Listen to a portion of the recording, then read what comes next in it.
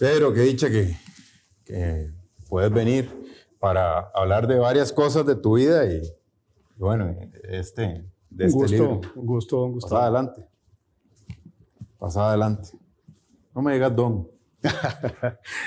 No me digas don. Yo tengo varios años menos que vos. Sí. Pero yo te recuerdo siempre, Pedro Ureña, psicólogo deportivo. Sí, señor. Y estoy hablando de, finales de los 80, ¿puede ser? Yo regresé al país en 1991. De estudiar. De estudiar, sí. ¿Estudiaste en Alemania? En Alemania. Sí, señor.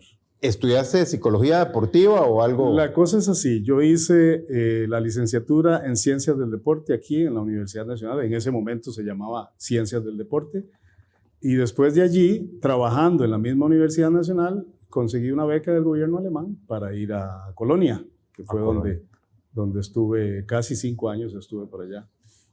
Y regresaste en el 91 y ahí es donde asesorás, digamos, por fuera, por decirlo así, a algunos equipos como el Herediano, ¿no? A partir de ahí empecé, sí, el primero que me llamó para que colaborara con él fue Rolando Villalobos. Don Rolando Villalobos. Rolando Villalobos. Sí, él estuvo, creo que... Qué gran persona, don Rolando. Una muy buena persona y un excelente entrenador.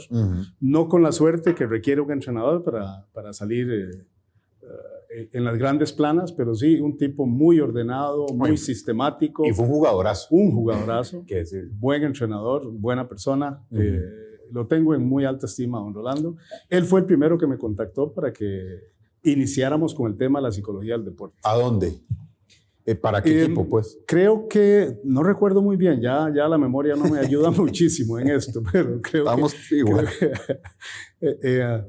De recuerdo grato, nuestro paso por Turrialba en ese momento. El Gran Turrialba, El Gran Turrialba. Ese Turrialba es en el que Jorge Arturo Hidalgo era el portero, ¿no? No estaba Jorge Arturo Hidalgo. Estaba Miguel Davis. Miguel Davis sí estaba. Miguelito Davis. Después de Italia 90, que Miguel Davis había ido a Italia 90. Estaba Eric Mata, Cajeta Solano, Floyd Gucci, Michael Myers, Fernando Patterson era el portero. Era el portero Patterson. Había un muchacho Aguilar, mediocampista. Sí, que era de ahí, bueno. que era Turrialbeño. Era Turrialbeño, claro. Sí. Estaba Peji Valle Vargas, ya en sus últimos. Miguel Vargas. Ahí estaba Miguel. Que había jugado con la liga. Correcto. Entre el famoso Miguel Peji Valle Vargas. Sí, era un equipazo ese Turrialba. Muy buen equipo. De hecho, entonces vos estuviste en ese torneo que Turrialba termina cuarto. Cuarto, ¿verdad? Sí, termina cuarto. Pedro, este libro que se llama El psicólogo del Torremolinos. Correcto. Me parece, digamos, los que hemos seguido el fútbol, pues hacemos una comparación con algunas vivencias, sí, un link que nos lleva a recordar lo de Heredia, lo de Turrialba, incluso creo que citas a la selección aquí. ¿Con la selección también? Sí, con la selección estuve, compartí con otro personaje muy interesante del fútbol nacional, don Álvaro Grant McDonald, muy buen entrenador también, con sus matices muy particulares, ¿verdad? Don Álvaro, una escuela muy de disciplina, muy estricta, muy de coraje, que a veces le costaba a don Álvaro porque los muchachos suelen resentir ese tipo de abordaje metodológico cuando se trata del entrenamiento. Pedro, ya vamos a entrar un poquito más a fondo con esas vivencias y un poco lo que contás en el libro y demás. Tal vez la gente que es más nueva se le hace muy común el hecho de que un equipo de fútbol, un equipo deportivo, tenga un motivador, tenga un coaching de vida, un psicólogo deportivo, y se hace un menjurje, mi querido Pedro, y a todos les decimos psicólogos. Sí. A todos les decimos psicólogos. Y no es así. No es así. A mí me pasó cuando empezó esto de que empezaban a incorporar, yo llegué y le dije a determinado personaje, motivador. No tenés idea. Lo que se enojó. Se molestó. Pero con calma me explicó. Y yo entendí. Tenía toda la razón. Entonces quiero que arranquemos por eso. Vos que sos uno de los precursores de los viejos aquí en el país en cuanto a psicología deportiva, ¿me podrías decir cuál es la diferencia entre uno y otro, entre un motivador, un coaching y un psicólogo deportivo? Claro, bueno, vamos a ver. Primero tengo que mencionar los más viejos. De los más viejos... metidos en deportes. Sí, metidos en deporte. El doctor Colón Bermúdez. Ajá. Él trabajó con selecciones de Costa Rica. Echegoyen estaba en ese entonces. Creo que él trabajó con Echegoyen. Ajá. Un excelente profesor, un académico. Después Rafael Ruano Mariño también estuvo antes que yo en estas lides. Tratando de introducir la psicología del deporte como una disciplina más en el campo de las ciencias del deporte, que de hecho así es reconocida en otras partes del mundo como una disciplina científica que tiene su cabida dentro de las ciencias del deporte. La pregunta que me haces, Gustavo, es relativamente simple. La motivación es todo un capítulo de la psicología en general y de la psicología del deporte. El coaching tiene que agarrar elementos de la psicología, de la sociología y de otras disciplinas y hace un acercamiento a las posibilidades del deportista para potenciarlas.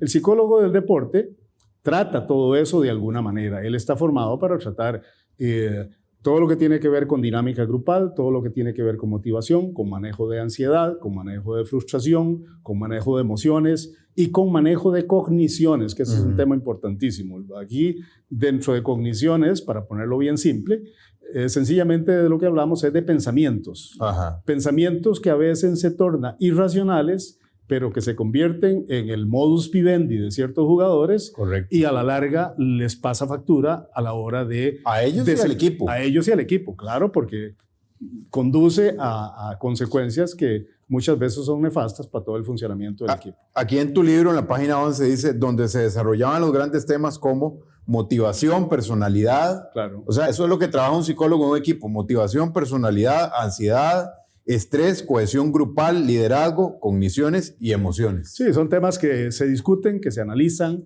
y que se trabajan con diferentes técnicas, ¿verdad? Para poder llevarlo a la aplicación. Me imagino que depende del equipo. Correcto. Depende mucho de las características del equipo y de las características de la persona. Así es el abordaje que se suele hacer. ¿Qué cara te hacían? Por ejemplo, aquí contás cuando te presentaron en Torremolinos, que yo hago una comparación con Turrialba. Digo, porque hoy en día pueden haber profesionales del deporte, jugadores, dirigentes, que creen que esto es pura paja. Sí, sí. Que es gastar dinero. ¿Para qué vamos a traer un psicólogo deportivo? Claro. Es pura paja, ¿verdad?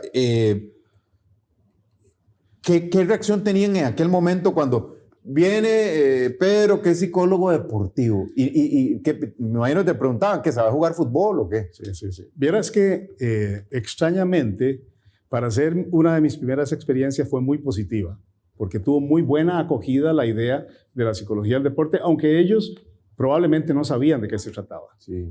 ¿Verdad? Como que en automático llegaban. Estamos hablando de 34 años. Estamos hablando de bastante tiempo atrás. Eran personas que probablemente, debo decir que algunos de ellos ponían una cara más reticente al tema de la psicología del deporte.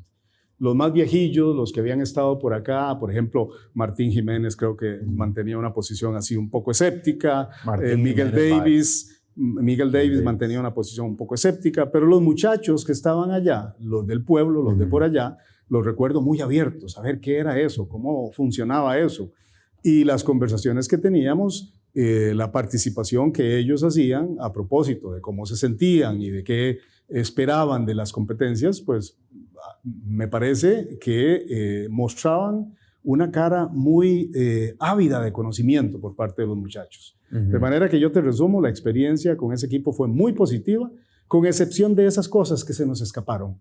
Porque aunque más pretenda uno mantener las cosas bajo control, siempre hay detalles que se escapan y ahí lo lees. Sí, ahora este es el Torremolinos, ¿verdad? No necesariamente estamos hablando de... No, pero es muy real. O sea, digamos, lo que pasó con el Deportivo Torremolinos es lo que pasa en un equipo. O sea, es lo que puede llegar a pasar en un equipo. Puede suceder y estoy seguro que sucede. No es nada, digamos, no tiene tanto de ficción. No. Es una cuestión muy real. De hecho, cuando nosotros escuchábamos que Jorge Luis Pinto era un poco inquisidor y un poco suspicaz en relación con el comportamiento de los jugadores, hasta cierto punto uno dice, bueno, es que tiene razón. esa ansia de mantener el control, Claro. te lleva a veces a cometer errores. Claro. Porque indispones también a los jugadores. Es muy cuidadoso. Sí, pero es si mucho no, cuidado. si no mantienes el control, digamos a Torremolinos Claro. le pasó. Claro. En el partido de semifinal, Correcto. no se concentran los futbolistas y resulta que unos cuantos se fueron de fiesta. Correcto. Y eso afectó al equipo justamente antes de esa final. Claro, claro. Ahí hay otros imponderables que uno tendría que mencionar. Cuando el equipo se estaba preparando para estos últimos partidos, hubo mucha discusión en juntas directivas, cuando el Torremolinos llegó a esas instancias.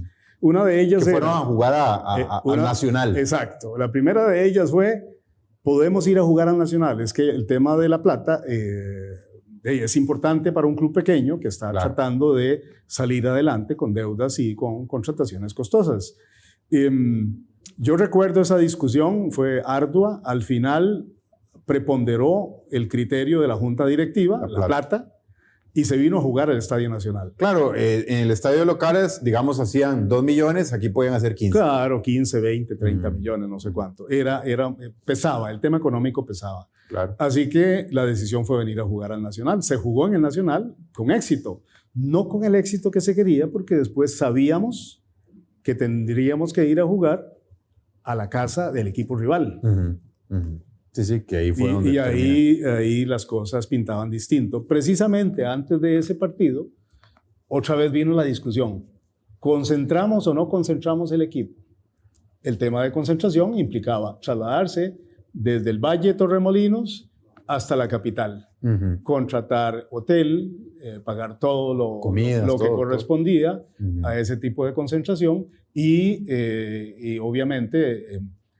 se salvaguardaba un poco el control, pero en ese momento el criterio fue, no, vamos a quedarnos aquí, nos vamos el domingo en la mañana para jugar a las 11 de la mañana, cuando eso se jugaba a las 11 de la mañana, y efectivamente así sucedió, y tenemos todo lo que... Sí, hubo jugadores, bueno, aquí en el libro, ya sobre el final del libro, por ejemplo, que me llamó poderosamente la atención, incluso hay una parte que dice...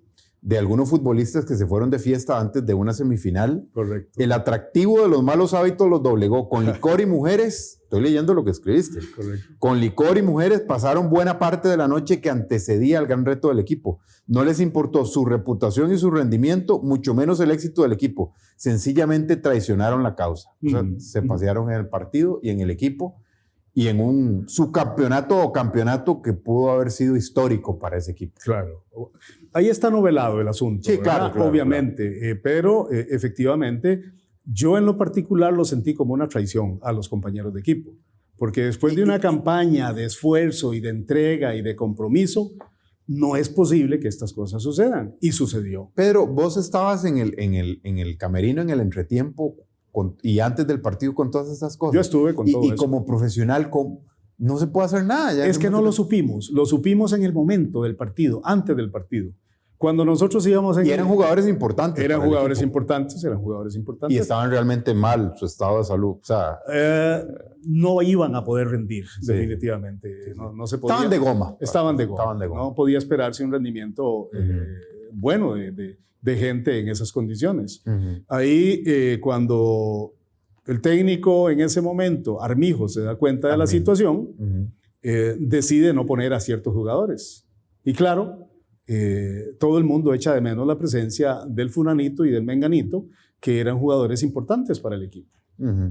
Definitivamente el ánimo también del equipo, cuando todos se dieron cuenta, nos dimos cuenta de lo que había sucedido, el ánimo se vino abajo. Ya la posibilidad, el sueño de llegar a finales se terminó.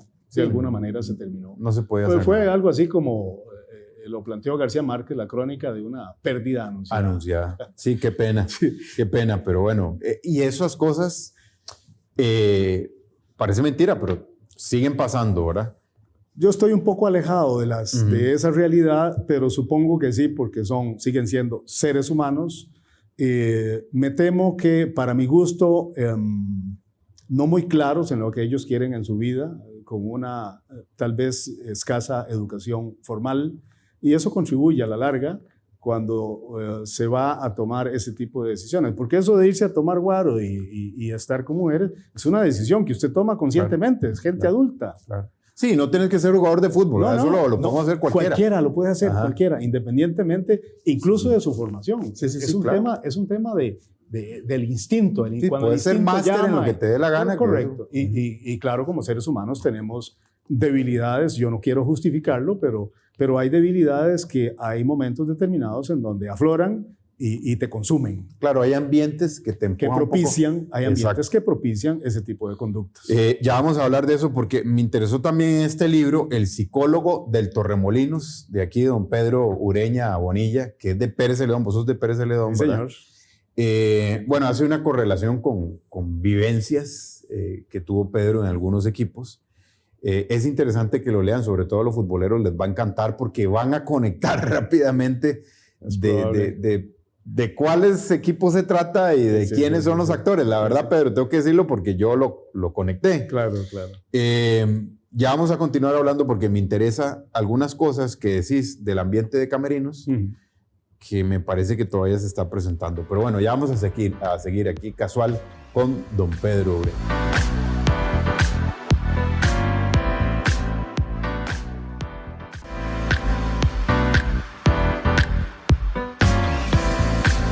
Aquí estamos en el precioso Crown Plaza, a un lado de la sabana donde usted puede venir. Me han preguntado, ¿puede venir a almorzar? Aunque no esté usted hospedado, puede venir a almorzar perfectamente. Al Nativo, por ejemplo, es uno de los restaurantes que tenemos en los que usualmente nosotros, todos los que hacemos casual, vamos y disfrutamos del desayuno, del almuerzo. Aunque usted no esté hospedado, puede venir perfectamente aquí a almorzar y a disfrutar de todas estas bellas instalaciones que le brinda el Crown Plaza. Aquí continuamos con don Pedro Ureña hablando del libro El psicólogo del Torremolinos, que lo tengo en mis manos, pero has escrito más libros. Sí, señor, tengo 5 publicados. 5. Después de mi jubilación inicié con este hobby, carísimo, por cierto, porque vender libros es una cosa que... Es que es un lujo. Que no va conmigo. Yo no soy vendedor. Y además es un lujo que te compre un libro. Claro, no debería serlo. No debería serlo. Me parece a mí que un libro es una ventana a la imaginación de otras personas. Correcto. Y que en esa medida pues, te llena, te complace. Estamos de acuerdo. Pasar por las letras escritas por otros. 5 tengo y varios proyectos que vienen en camino. Hay unos lindísimos ahí que... Pero por ejemplo, aquí estaba viendo al final, Bajo la luz de la candela, ese no tiene nada que ver con tu profesión. ¿Es una novela o sí? Es un libro que contiene 3 novelas cortas. Ok. Y una serie de relatos de la vida cotidiana que yo los noveleo, les doy un poco de fantasía, un poco de realismo mágico y los concreto de esa manera. ¿Y cómo hacen para comprar tus libros, tu número de teléfono? No Ahí están, al final aparece el número de teléfono. Bueno, aquí está. Creo que tu correo electrónico también. Por aquello de que alguien quisiera... Lo podemos poner ahora, ¿verdad? Tuviese... Sí, ahí lo vamos a poner. Interés, con muchísimo gusto. Ok. Dice aquí, en la página 30, todo indicaba que la hipótesis relacionada con la atmósfera del camerino y la presión propia del club era correcta. Un profesional como vos, digamos, llegaba y medía el ambiente de camerino. ¿Qué se refiere con ambiente de camerino? Es que se percibe, Gustavo, se percibe con un grupo de muchachos como los del Torremolinos y otros, porque también he estado en otros camerinos, vos percibís el ánimo de los muchachos. No es que se tenga un termómetro para ver la temperatura emocional del equipo, pero sí de alguna manera uno ve ciertos comportamientos que te dan luz sobre la forma en que los muchachos están pensando y están manejando la ansiedad que se da previa a una competencia, ¿verdad? Algunos se mueven al baño, otros están con su música, otros hacen bromas, otros muy callados por allá en un rincón. Es más o menos así es como se comportan ellos. Otros se empiezan a estirar y a moverse, otros con el masaje.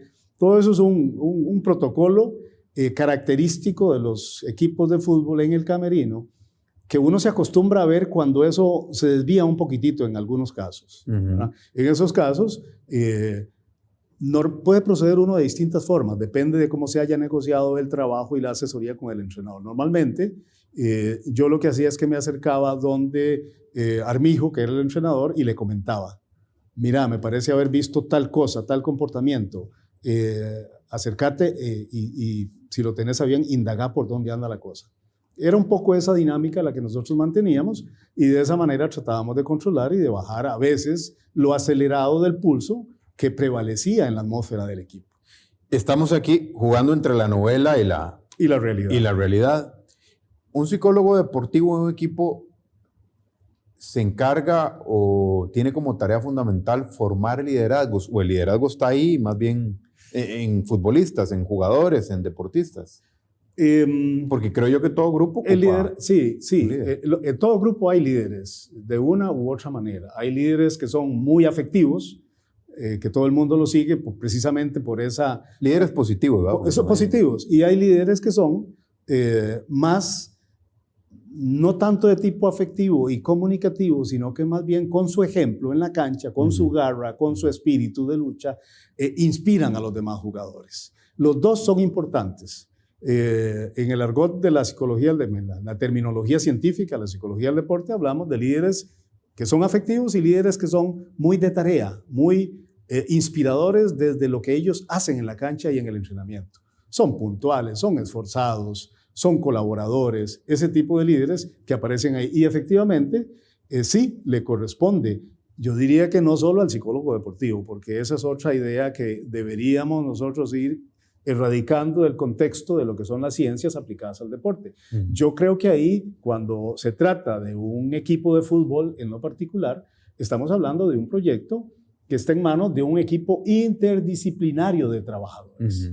Hay un preparador físico, hay un médico, hay un psicólogo, hay un nutricionista, ojalá, y está el técnico.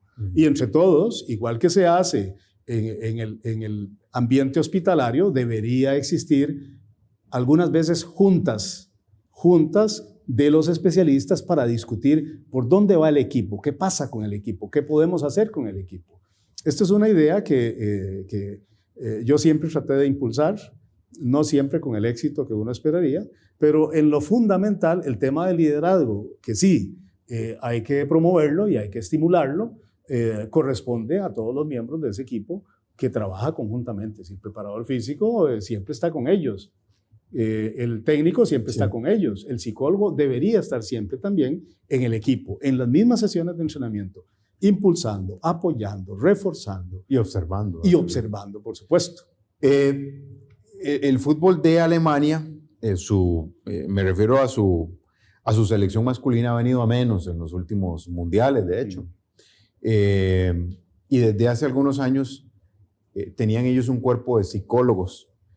Ahora leía que pretenden que cada futbolista del plantel tenga un psicólogo. O sea, si son 19 convocados, 19 psicólogos. Porque leía después de la Copa del Mundo que le preguntaban a los psicólogos, bueno, es que esto es un tratamiento individualizado, si quieren hacer algo profesional, bueno, ahí estamos hablando de otros lares, ¿verdad? Correcto. Entonces, hay dinero y hay contenido. Correcto. Parece que lo están haciendo así ya, o sea, Correcto. Porque mencionaba alguno que así como hay jugadores que tal vez lo que ocupan es nada más un acompañamiento, hay otros que se ocupan un internamiento, digamos. Ahí en tu libro, y no sé si te has topado en la vida real con casos un poco más extremos. Por ejemplo, aquí hablabas de un Roy. Dice, Roy tenía una suerte del demonio y muy mala educación sexual.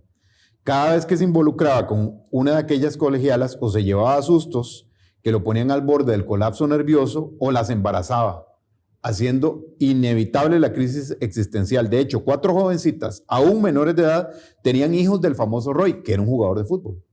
Por supuesto que el dinero que recibía del club en que militaba no alcanzaba para hacerle frente a tantas responsabilidades y no podía pagar la pensión alimentaria. Y eso lo llevó incluso a estar preso. Claro. Que eso, a ver, Pedro, yo conozco varios casos. Aquí estamos hablando de deportistas, ¿verdad? Porque eso le pasa a cualquier civil. Estamos hablando de deportistas. ¿Te topaste, sí, con casos así un poco más extremos? Sí, claro. ¿En la vida real ya? Sí, los vi, los viví. Lamentable, es una situación complicada. Ellos son, los jugadores de fútbol son figuras públicas y tienen su atractivo para las mujeres. ¿Verdad? En el tanto figuras públicas. Incluso solo por ser figuras públicas. Claro, ¿verdad? y en el tanto, solo por el hecho de ser figuras públicas. Sí, no tienes que ser guapo. Pero no en tienes el que ser- tanto de ser atléticos, de Sí, ser, mantener esa figura, por supuesto que son más atractivos para las mujeres. Muchísimas veces son jovencillas que también tendrán sus dificultades en sus hogares. Ese es un tema aparte que no vamos a considerar, pero que sí, ellas mismas se acercaban. Yo vi cómo se acercaban al momento en que salían los jugadores del estadio a pedirles autógrafos y quién sabe cuántas cosas más. Esos momentos, por supuesto, que se prestaban para establecer conexiones y a partir de ahí se generaba una gran cantidad de relaciones que uno no, pues estaban fuera del alcance de cualquier persona. Eso se mantenía en la privacidad, por lo menos momentánea, de aquella situación. Después venían las consecuencias, muchachas embarazadas, usted es el papá de mi hijo, venía la pensión, etcétera, etcétera.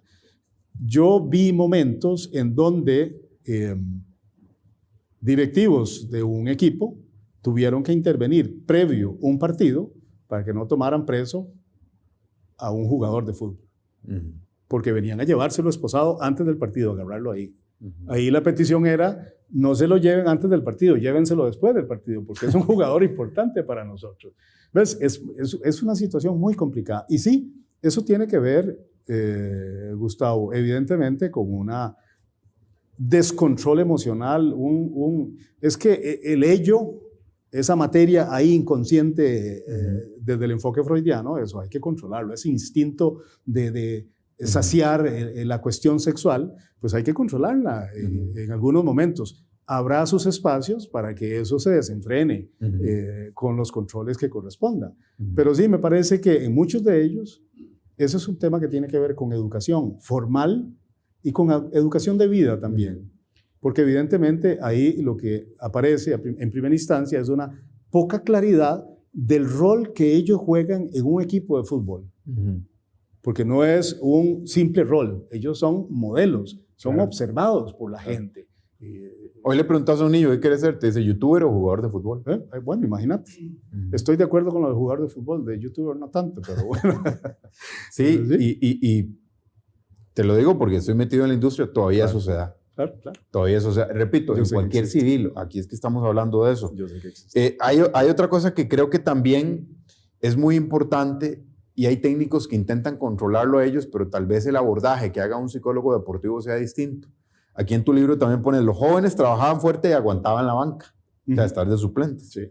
Pero los veteranos son un problema si están para cambio.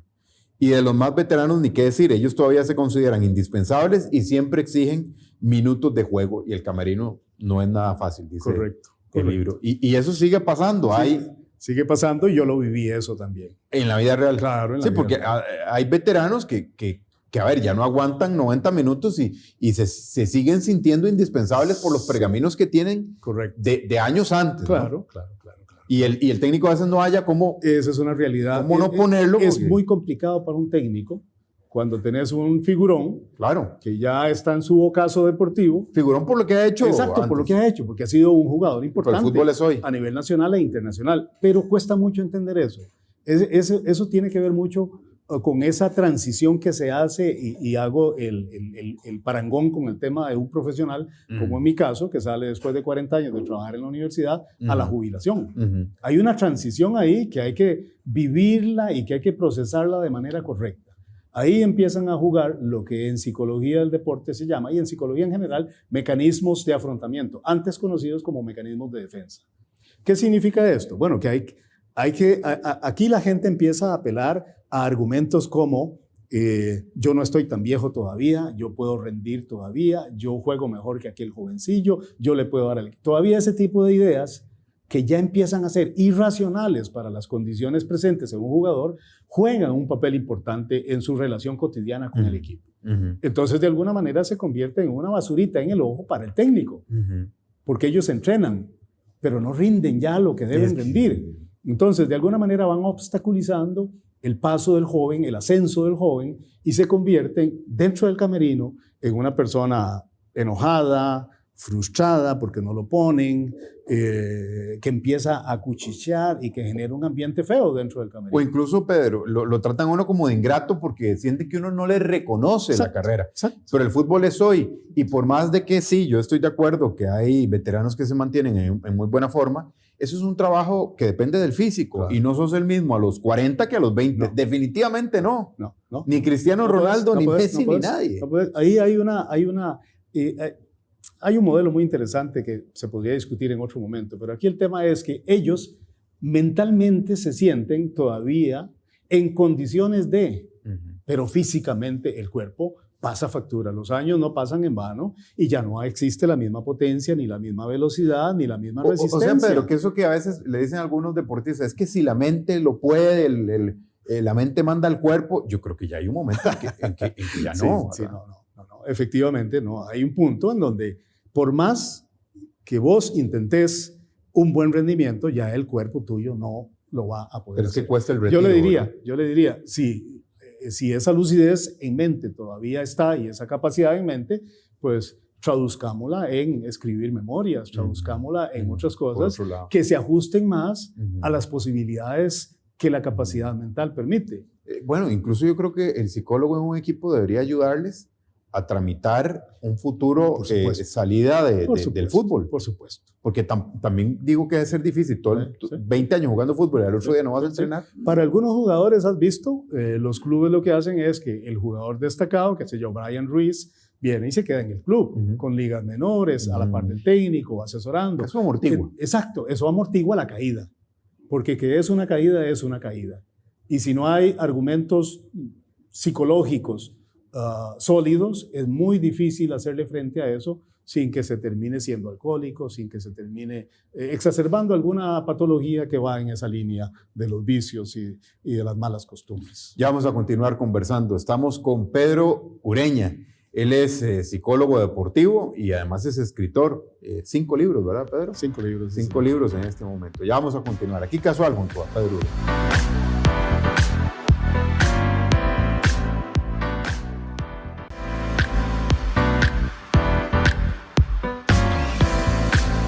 Aquí Casual junto a Pedro Ureña, él es psicólogo deportivo y también escritor, que por cierto, ahora que decías Colonia, que estudiaste en Colonia, en Alemania, yo muchas ciudades que no conozco las ubico por el fútbol.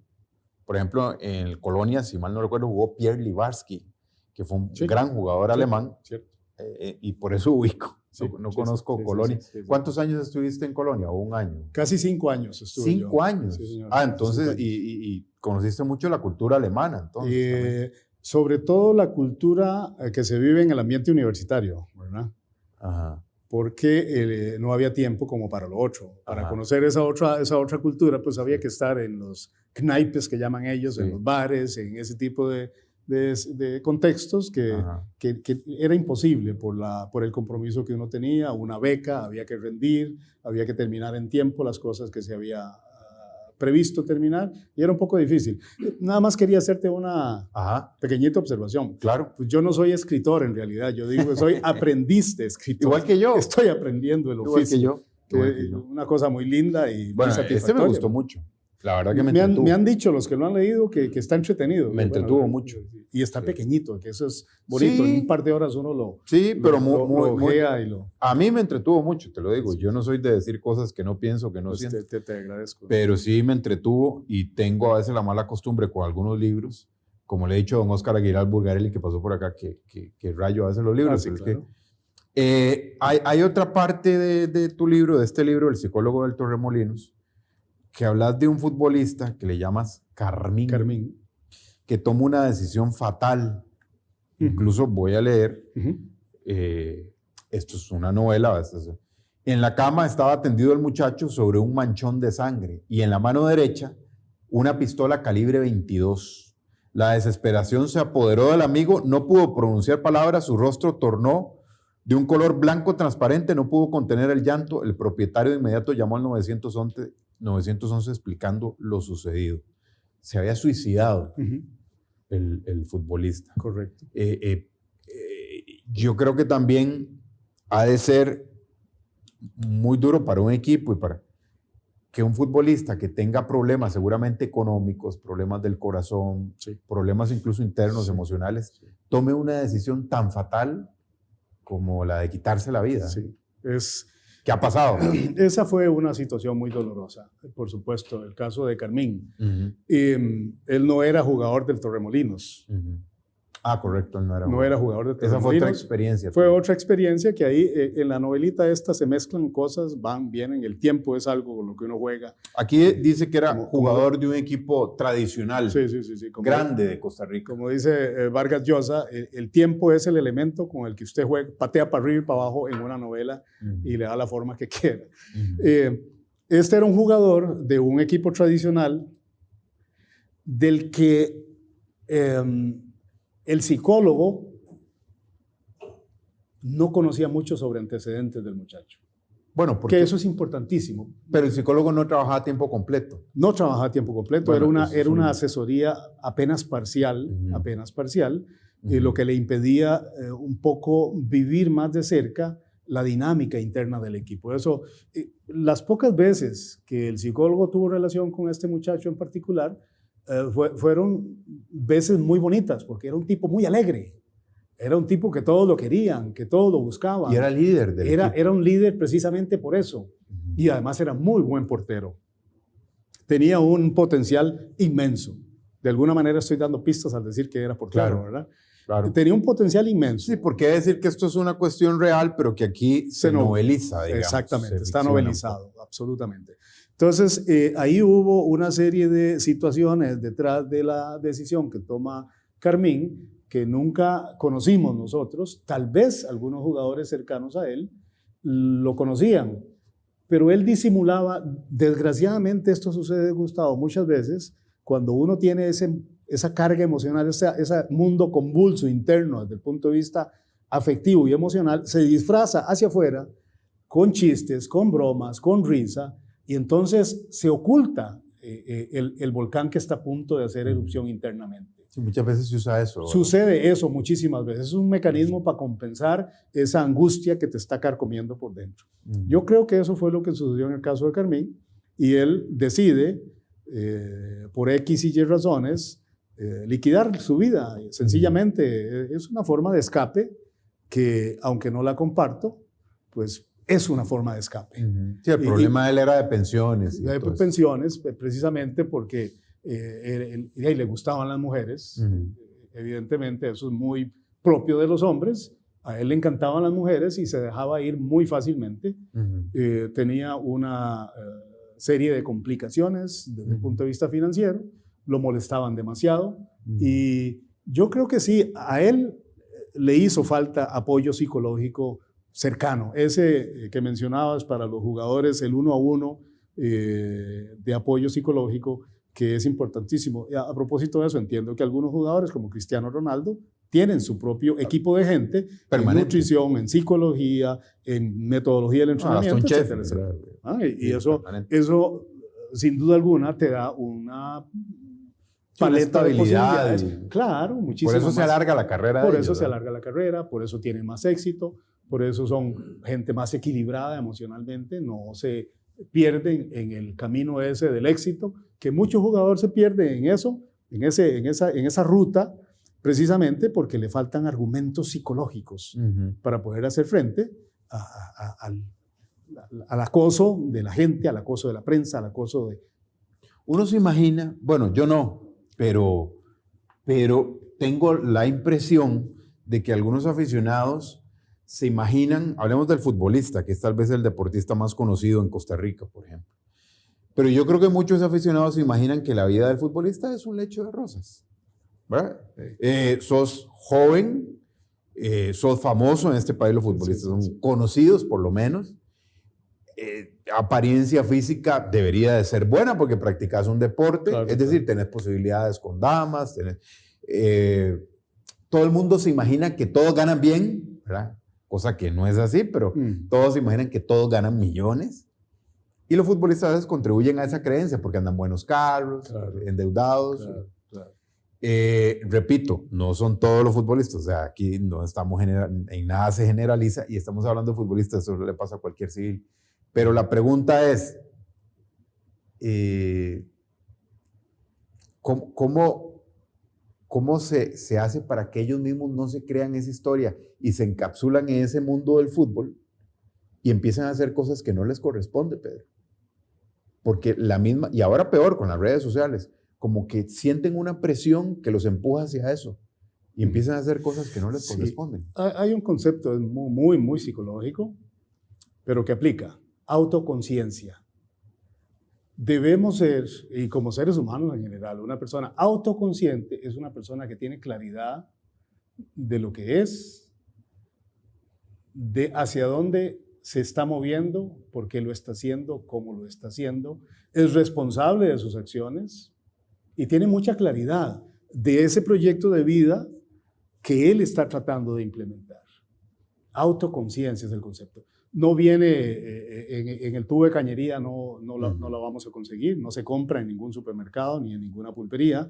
Es un tema que se trabaja, incluso desde la misma familia se viene forjando ese tipo de estado que le permite a la persona entender su rol en la vida, lo que está haciendo y cómo debe hacerlo. El que no esté muy claro en esas cosas, pues se pierde, claro, se desvía de su camino. Pero sí tiene muchas presiones el deportista. Por supuesto. Porque por supuesto. yo me acuerdo, bueno, de varios, pero tenés 3 partidos malos, Sí. Te empiezan a gritar absolutamente todo, se meten con tu familia y eso me imagino que afecta. O sea, es una presión por jugar bien, por no... Claro. El alto rendimiento, Gustavo. El alto rendimiento. El alto rendimiento es jodido. Una cosa muy difícil. O sea, no hay tanta presión como la que reciben los deportistas de alto rendimiento, por una u otra razón. ¿Te acuerdas del caso de Saborío? Perdón, Saborío se termina yendo del Saprissa porque un sector de la gradería la agarraba contra él. Él lo dijo abiertamente. Sí. Como que se reconcilia, pero él se fue de Saprissa. Sí, él no quiso hacerle frente a eso. Ya había pasado mucho, ya Saborío estaba por encima de esas cosas, como para seguir tolerando abucheos y ofensas y cosas de esas, no. Pero en general, el alto rendimiento, y por eso es que no todo el mundo es para el alto rendimiento. Son muy pocas las personas que tienen la capacidad para tolerar la exigencia que implica el alto rendimiento. En cualquier deporte, natación, gimnasia, béisbol, baloncesto, cualquier deporte del que estemos hablando, el alto rendimiento es algo que está fuera de la comprensión de cualquier ser humano simple y corriente. Porque no lo entendemos. Eso se entiende más si vos has estado algunas veces en esa dimensión y sabes lo que es estar, bueno, en otras profesiones también estás bajo un trabajo público, una presión muy grande. Sí, el trabajo algunos público, trabajos, algunos trabajos, sí, porque también he conocido en la cosa pública gente que la lleva suave hasta decir basta. Y nadie les exige nada, porque son gente que está propietaria en su puesto, porque son gente... funciona un poco distinto a lo privado, y es que el fútbol es privado. Eso es una empresa privada. Sí, pero tiene exposición. Tiene exposición a toda la sociedad que le guste el deporte en particular. Y por supuesto que yo de veras, Gustavo, no entiendo cómo hace esa gente para soportar algunas veces la presión que se da en ese escenario. Y más ahora de con la redes, competencia. Es dificilísimo. Y además, Pedro, no solo a ellos, yo considero que incluso el psicólogo, digamos, deportivo, debería trabajar hasta con las familias de ellos. Por supuesto. Porque yo conozco casos que incluso los que contestan los mensajes de insultos al jugador en redes sociales es la esposa, por ejemplo. Y entonces, eso no lo sabía yo. Sí. Y entonces, y el hijo se da cuenta y le afecta en la escuela, y le afecta en el colegio. Es muy jodido. Realmente yo por eso, yo siempre le digo a quien puedo, critíquelo en su rol de futbolista, pero tenga cuidado en no pasarse de esa línea. Sí, esa cosa sistémica de ahí es inevitable y cada vez es peor porque ellos están expuestos en redes sociales, el domingo en la cancha, el mismo entrenamiento, por todo lado. Ellos, después de una mala actuación, incluso si procuran no pasar por la calle porque se exponen a que les digan cosas, improperios y una serie de cosas que lo que hacen es... O cosas buenas. O podría ser cosas buenas. Entonces levitan, ¿verdad? Cuando adquieren cierto nivel, ellos levitan, no ponen los pies al suelo como cualquier ser humano. Pedro, pero si es más, ahora, no sé, yo sé que estás pensionado y todo, pero ahora sí ya es más aceptado el rol de un profesional en psicología, ¿o no? Puede ser, en Costa Rica no sé, yo le perdí, yo le perdí la huella al asunto ese. Entiendo que la federación tiene su psicólogo del deporte y que algunos equipos de vez en cuando echan mano de psicólogos del deporte o de psicólogos. Ahora es más fácil porque hay maestrías en línea en psicología del deporte que son muy accesibles, no tenés que salir del país. En aquel entonces, 1985, cuando yo salí, finales, no había posibilidades, man, ni siquiera celulares existían. Sí, era otra cosa. Era otra cosa, era otro mundo el que nos rodeaba. ¿Qué perfil, después de toda la carrera que tuviste, ¿qué perfil tenés del jugador tico? Porque cuando vino Pinto y todo el proceso de Pinto, se hablaron tantísimas cosas y hubo como un debate de hasta qué punto disciplina, ¿verdad? Mucha disciplina no, porque hay que tropicalizar el asunto, ¿verdad? Sí, entonces un poquito menos, bajemos el volumen. Sí. Entonces uno no sabe a veces ni qué pensar. Yo soy un amante de la disciplina, pero seguramente también debería de tener ciertos lineamientos. No sé qué perfil tenés, porque a veces nos pintan, a los centroamericanos o a los ticos, nos pintan como no tan disciplinados, como que, pero yo no sé hasta dónde sea cierto eso, porque hay ticos muy disciplinados que han logrado grandes cosas. Sí, tipos disciplinados, pero no somos muchos, ¿verdad? No. Y me incluyo porque yo soy también amante de la disciplina. A mí me gusta la disciplina. Digamos, por un caso puntual, aunque la palabra, la puntualidad es parte de la disciplina. Sí. Costa Rica es rey de la impuntualidad. Sí. Por ejemplo. Correcto.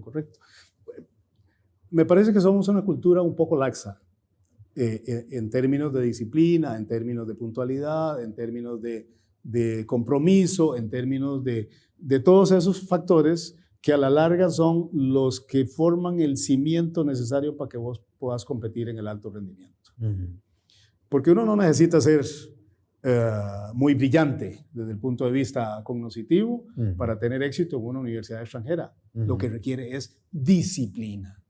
Es trabajar todos los días, es esforzarse todos los días, es tener claridad de lo que uno pretende lograr todos los días. Hay que tener claridad. Por eso cuando se habla de metas, en el caso del fútbol, perdón, estamos hablando de elementos que te ayudan y que orientan el comportamiento tuyo en la situación de entrenamiento y en la vida cotidiana, que te ayudan a mantener la energía focalizada en un camino específico, sin que se desvíe.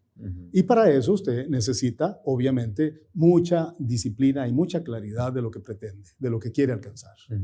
Una duda, Pedro, perdón que te interrumpa. ¿El psicólogo deportivo también puede asesorar al entrenador? Por supuesto. ¿O solo es para los...? No, el psicólogo deportivo es un elemento más del cuerpo técnico. Sí, pero me refiero a asesorarlo a él, que si él tiene algún problema a la hora de conducir. Está para conversar con él.